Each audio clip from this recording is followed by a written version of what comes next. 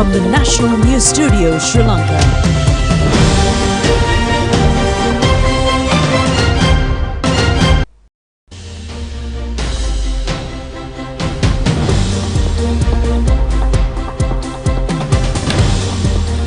A pleasant evening and a very warm welcome to the National News broadcast. We are coming to you live from the National News Studio. I'm Dilanjali Ananda. Good evening, I'm Clifford Richards. First of all, we'll take a look at the headlines.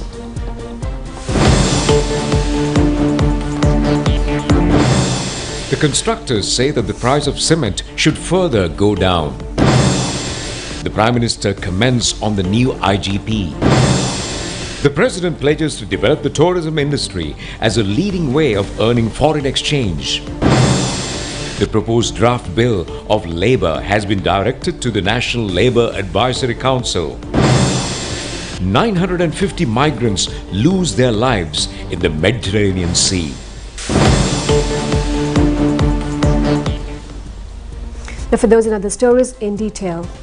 Constructors Association of Sri Lanka says that a 50-kilogram cement pack should be provided to constructors and consumers lower than 1,900 rupees. In fact, they're pointing out that the price of a 50-kilo pack is now at 2,300 rupees, even after a 300 rupee price reduction.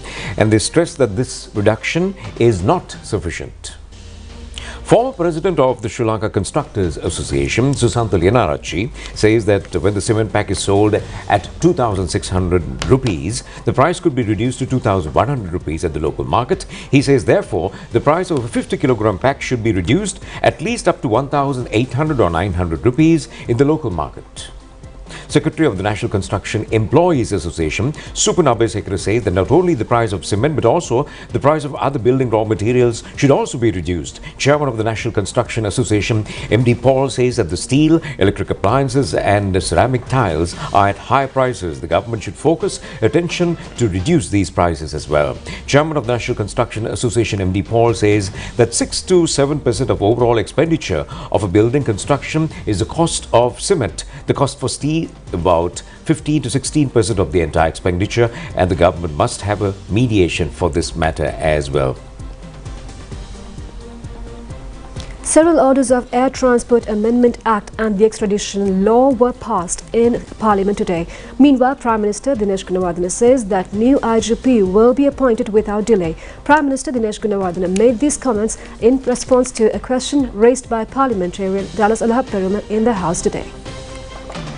Parliamentarian Dallas Alahaperuma said that for the first time in history, it has been 12 days with no Inspector General for the police, and that period has reported as the time frame where highest collective violence is reported. He requested to take an action in this regard within the next 48 hours without waiting for the President to name the appointment.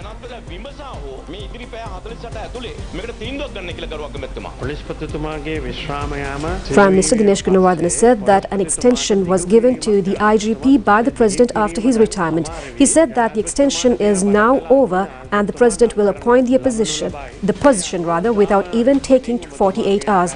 He further said that the island-wide services are carried out by the DIGs.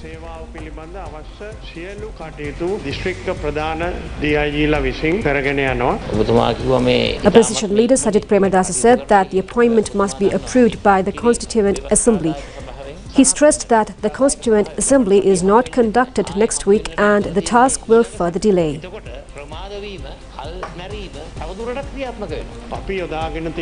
Prime Minister Dinesh Gunawardena said that the Constituent Assembly can be called in for an emergency task by the Speaker.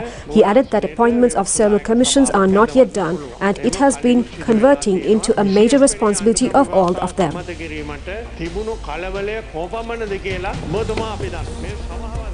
Chief Executive Officer of the Bank of Ceylon, Russell Fonseca, says that in line with the local debt optimization, the Employees Provident Fund and also the Employees Trust Fund have become secure. He points out that it is significant that the government assured an interest rate for these funds.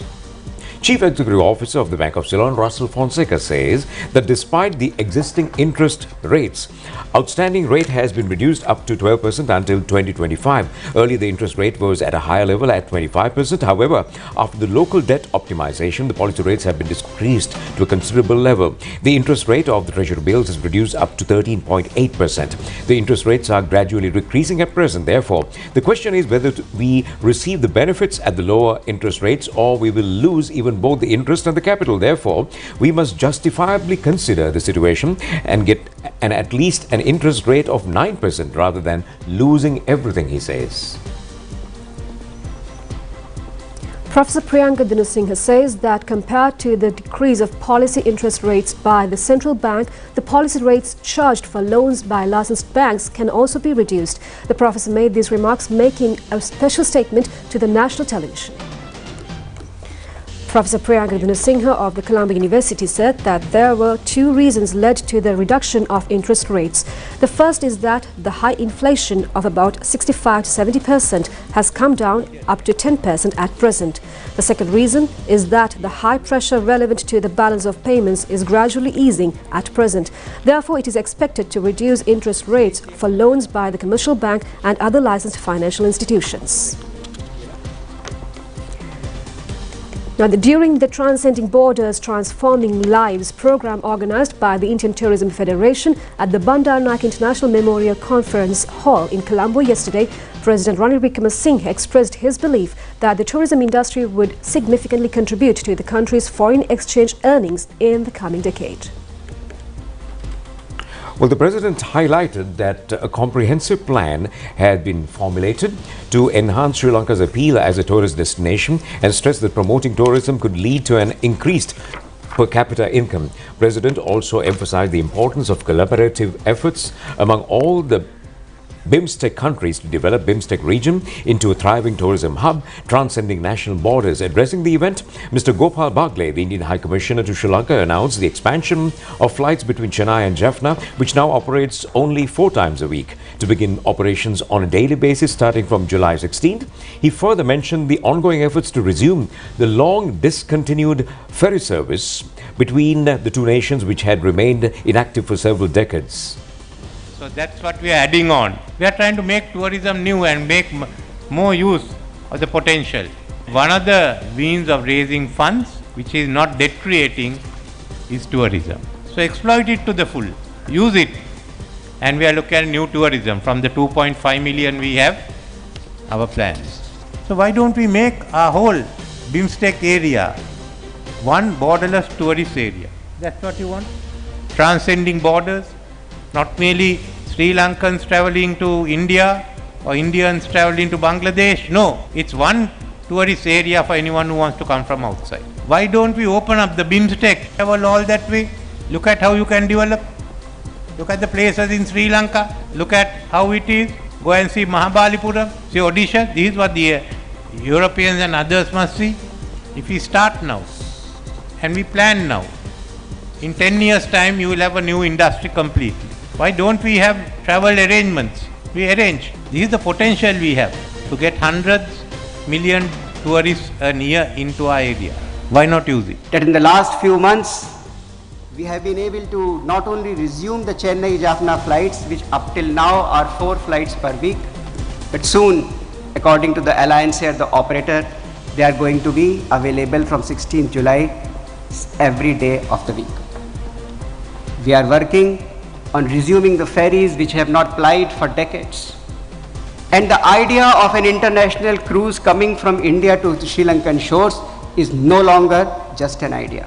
We are now adding, those initiatives are designed not only to help transcend borders and transform lives, but also build on the legacies which is our common heritage. Ministers Nimal Siripala de Silva, Harian Fernando, and the chairman of the Indian Tourism Agents Confederation, Jyoti Mayal, and several others were present at this occasion. Now, a special discussion was held today focusing on the problems erupted in the health sector. It was set up by senior advisor to the President and Chief of Presidential Staff, Sagala Ratnayaka. Talks were held at this meeting to find out immediate solutions for the shortage of drugs and medical equipment, quality of medicine and the problem in procurement process.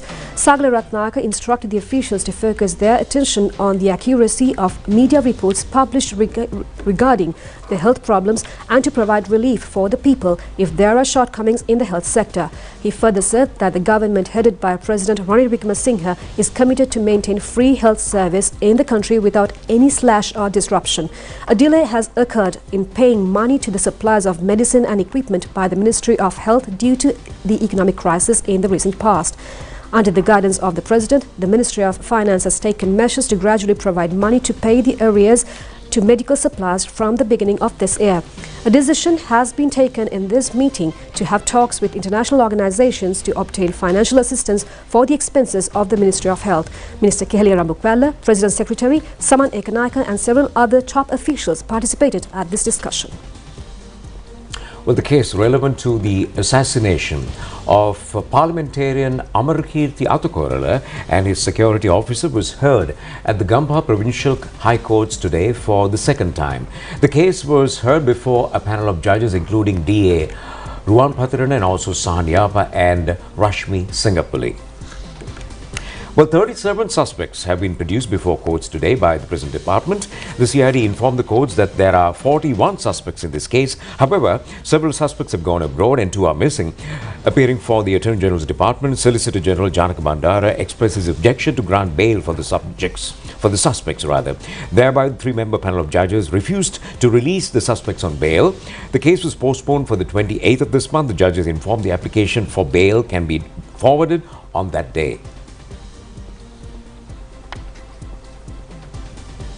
Well, the State Minister of Tourism, Diana Gamage, says that her aim is to, in fact, earn an income of $6 billion through the tourism industry by next year. As the first step of this endeavour, an event of Miss World Tourism is to be held in Sri Lanka. She revealed these facts joining a press briefing held in this connection.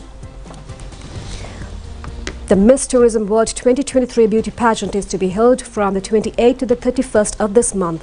This has been jointly organised by the State Ministry of Tourism and United Women's Front. The event will be held centering Negombo, Kandy, Nuwara Eliya, Alla, Yala, Colombo and several other tourist destinations in Sri Lanka. Beauty queens representing 40 countries will visit for this competition. State Minister Diana Gamage says this event will lead to promote Sri Lanka's tourism in these 40 countries as well. In addition, the world's biggest tourism event is finalized to be held in Sri Lanka in December with the participation of representatives from 100 countries.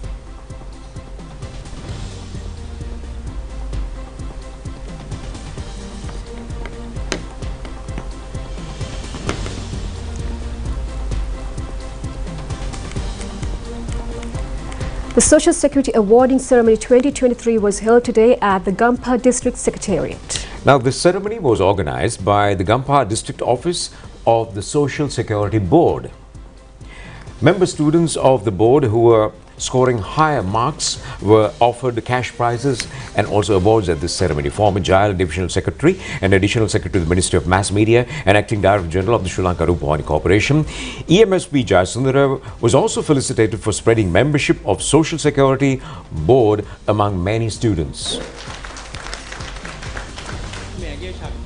The Additional Secretary to the Ministry of Mass Media and Acting Director General of the Sri Lanka Rupavahini Corporation, EMSB Jayasundara, says that all depends on the physical strength of the body. When a person becomes weak after aging, he or she will become helpless. Such people have to beg things from others, well-to-do members of the society. About 400 people have arrived here to get the public allowances. The elderly and helpless people seek a way to go out of their residences. When they go out, they can get some money to buy a pack of betel or go to the temple. That is why I urge the Glama Niladhari officers to prepare a system to help such helpless people. As government officers, we should do something to the society and that's our personal satisfaction. I'm happy with this program as it can help such innocent people in the country, he says.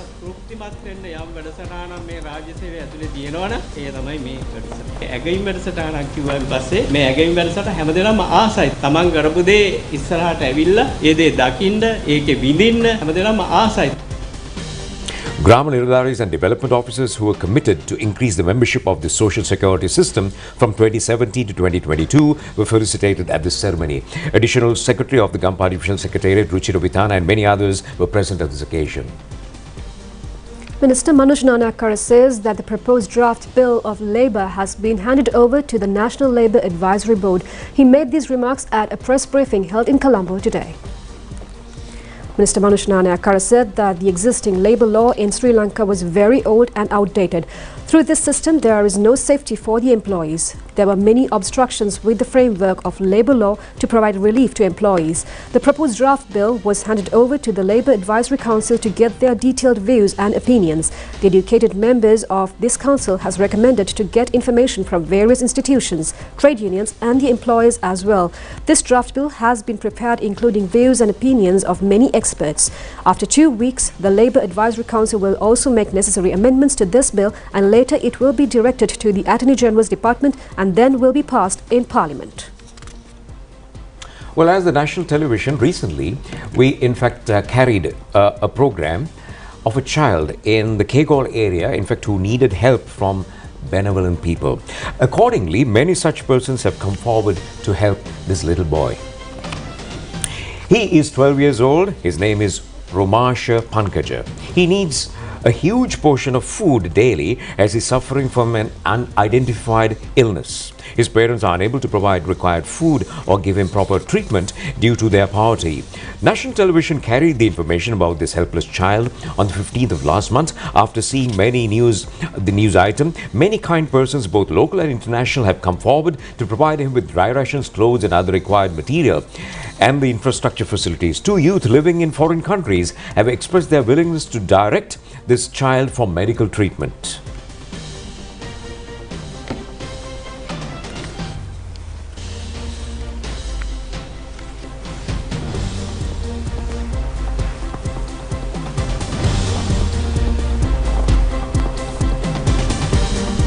Well, it is happy to say that many benevolent people have donated large amounts of money and lots of things for this child, and our little hero Romasha must be very happy with these donations as he smiles in this manner.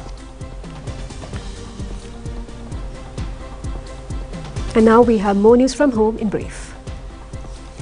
A program to clean the Buttala Katharagama main road was started after the conclusion of Katharagama Asala Festival. This program has been organized by the Buttala Divisional Secretariat, Civil Defence Department and the wildlife officials of the area.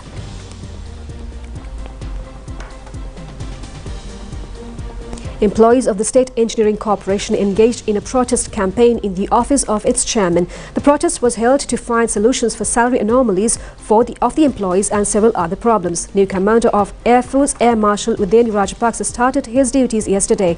Later, he met Defence Secretary General Kamal Gunaratna at the National Defence Headquarters in Sri Jayawardhanapura. Signing public petitions demanding the protection of health rights was started at the Kandy National Hospital premises today. It was organized by the Joint Forum of Health Trade Unions.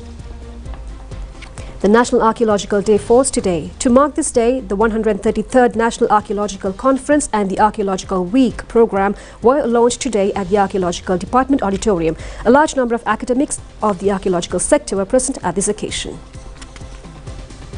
Well, the Thai ambassador in Sri Lanka says that the Thai government has not taken any decision to bring the Thai Raja and also Khandula Tuskers who were gifted to Sri Lanka back to Thailand. He emphasized that diplomatic level decisions have not been reached despite the diverse views shared on social media.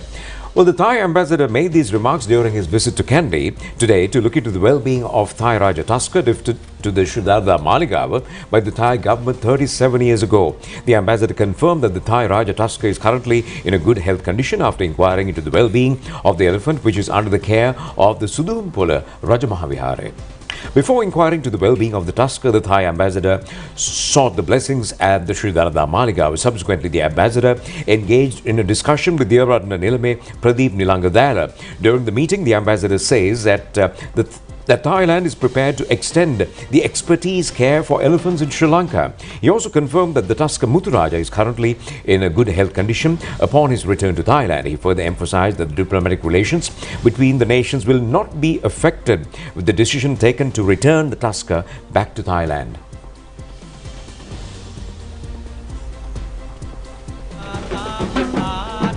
First, I'd like to talk about the transfer of Muthuraja to Thailand. It never been possible without precious help from the Sri Lankan government and the people of Sri Lanka at all levels. The office of the President, the Prime Minister himself, and all agencies concerned get full cooperation to the Thai side, because we know that the most important things for us all, both Thai people and Sri Lankan people, is the welfare of the animal. So let's focus on treating him.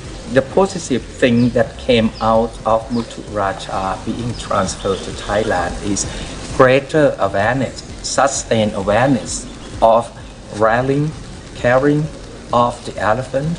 Along the way, we have been able to identify the area of cooperation between Thailand and Sri Lanka.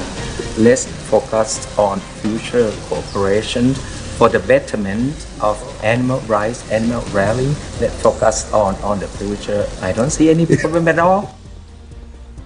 Now, the International Conference on Gender Disparities 2023, organized by the Center for Gender Studies of University of Kelaniya, will be held today and tomorrow at the Ramada Hotel, Colombo.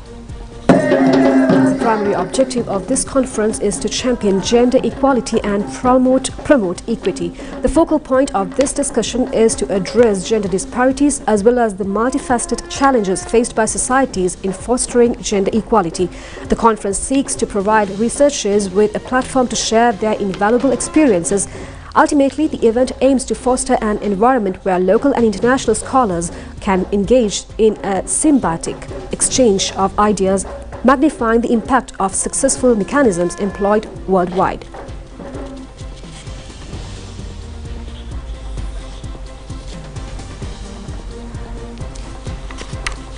Today, the concept of gender disparities is one that can be argued to allow for individualities, commonalities, similarities, inequities, and disparities in equal measure.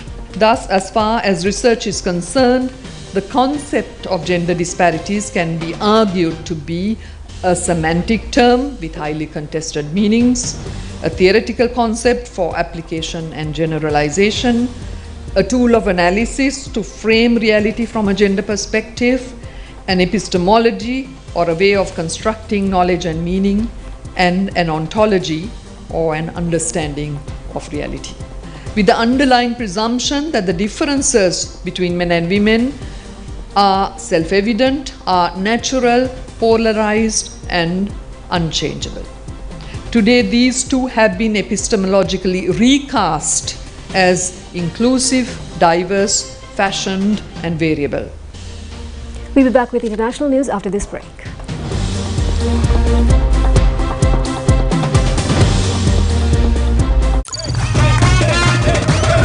Prima Kutumi Fantamai.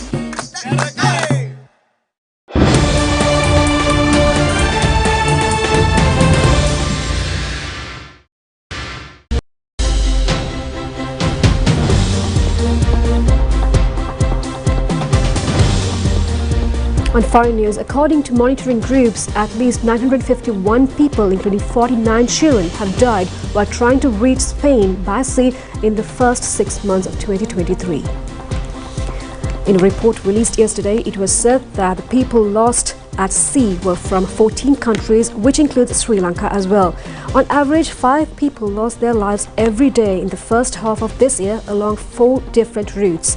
The group, which compiled its findings from official sources, refugee communities and rescue organizations on the ground, said 19 boats went missing with all the people on board between January and June.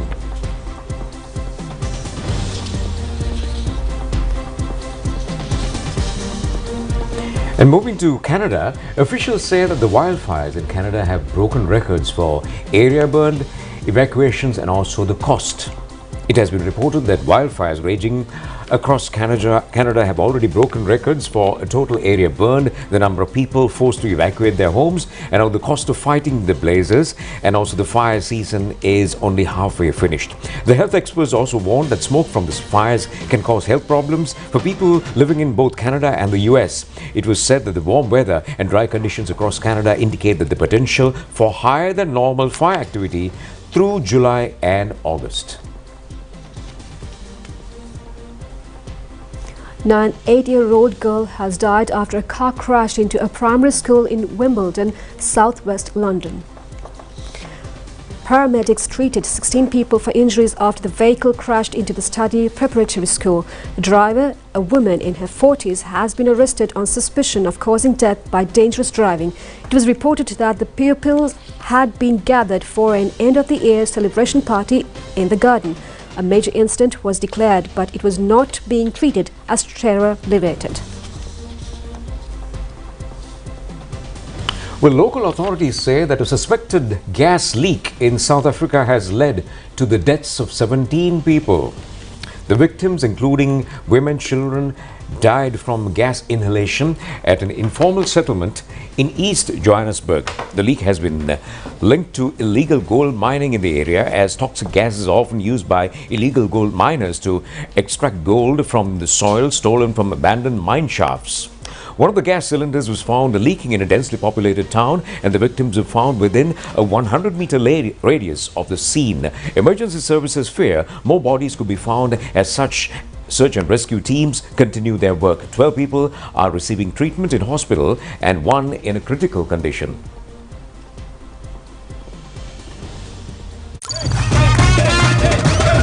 Prima Kutumi Fantamai.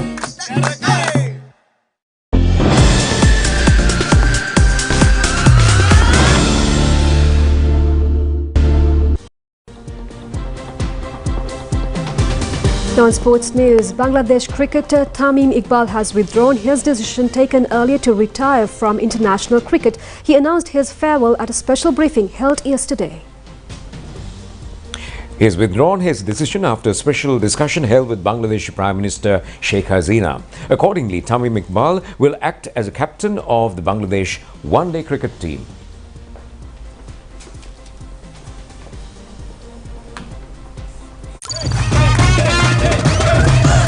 Kutumi Fantamai. That's all the news we have for tonight. Join us tomorrow at the same time for the very latest on Channel I. I'm Delanjali, together with Clifford, signing off. Good night. Good night.